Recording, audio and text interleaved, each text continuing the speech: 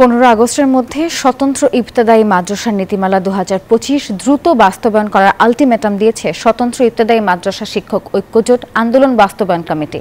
মঙ্গলবার জাতীয় প্রেস ক্লাবে এক আলোচনা সভায় এই আলটিমেটাম দেন তারা।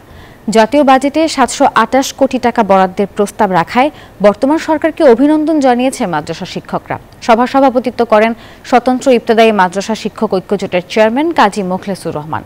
এ সময় প্রাথমিক বিদ্যালয়ের মতো স্বতন্ত্র ইবতেদায়ী মাদ্রাসায় প্রাক প্রাথমিক পদ সৃষ্টি ও আলাদা অধিদপ্তর স্থাপন, পাঠদানের স্থগিতাদেশ 2008 প্রত্যাহার সহ 6 দফা দাবি জানান তারা। বলেন, 15 আগস্টের মধ্যে দাবি পূরণ না হলে 17 আগস্ট থেকে কঠোর কর্মসূচি পালন করবে ইবতেদায়ী মাদ্রাসা শিক্ষকরা।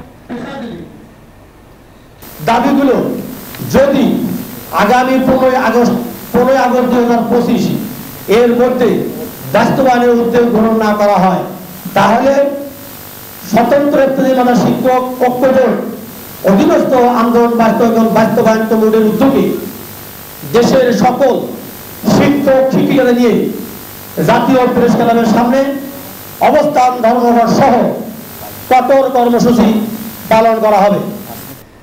বান্ডেল থাকলে প্রতি সেনমানিতে টাকা বাঁচবে। বিকাশ সেনমানি বান্ডেল কিনে জিতুন প্রতি লেনদেনে।